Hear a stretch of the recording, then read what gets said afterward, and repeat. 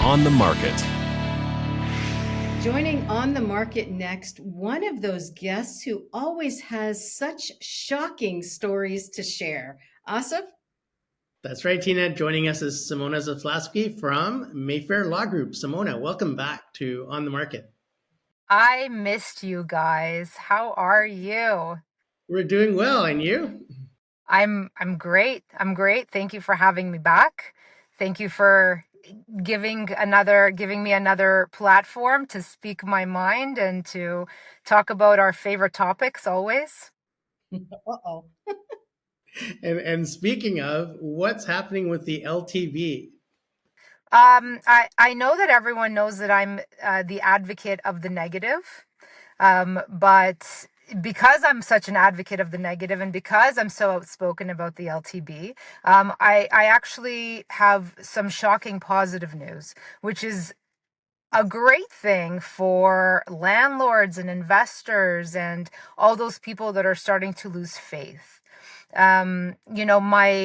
My partners in real estate, have been telling me that the lineups and the forms and the orders, the times have now shortened.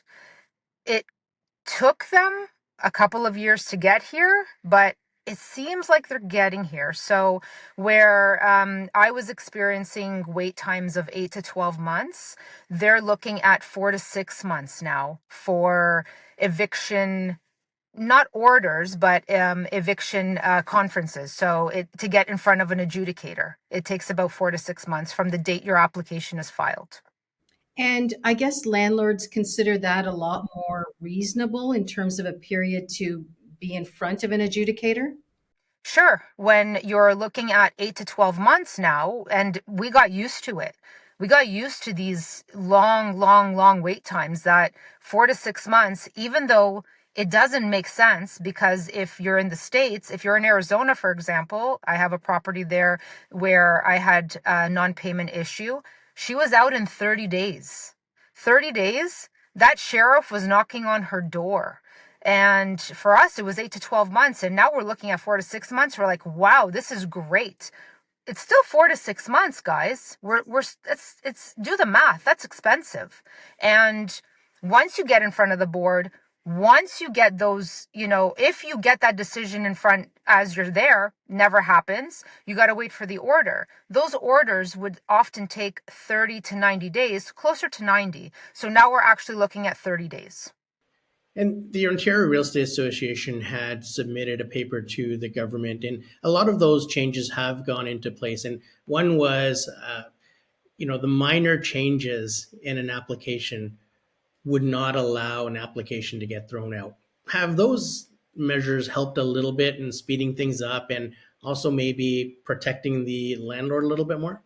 Yeah, absolutely. I mean, it also allows more landlords to come to the board without fear, because when you do something like that, when you use things like if you do a little mistake and everything gets thrown out after a year, it discourages people and it makes them scared. And when you're scared, you never act properly. You never use your logic when you're scared. So it definitely helps that if I don't add basement into my original application, it doesn't get thrown out. Yeah, it's wonderful. I could still try to save my house and not go bankrupt. So, how does a landlord try to preemptively avoid challenges with their tenant? I always preach communication when it comes to any type of relationship, whether it's with your realtor, mortgage broker, boyfriend, girlfriend, mother, child. It's all about communication in your relationship. And it's all how your relationship starts off in the beginning. It's all about setting that groundwork in the beginning and maintaining it.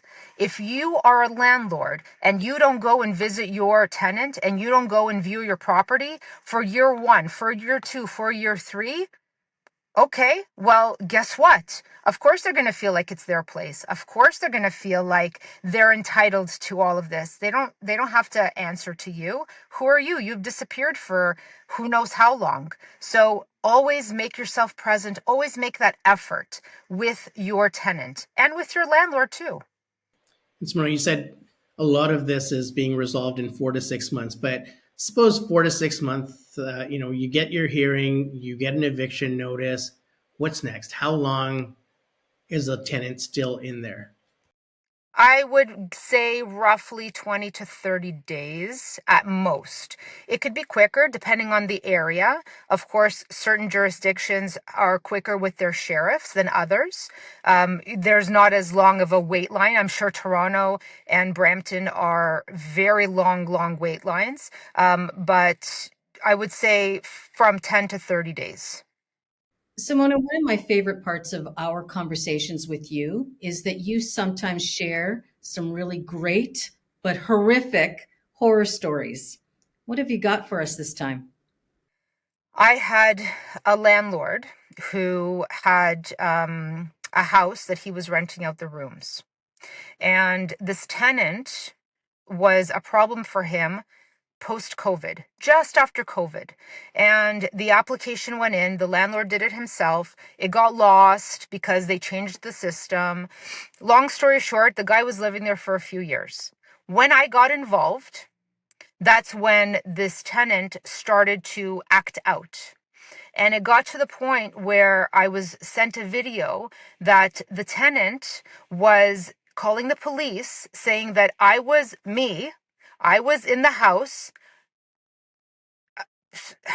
not harassing him, that I was beating on him. So he said that I came into the house and that I was assaulting him, that I was hitting him with frying pans. And I'm watching the video of him calling the cops.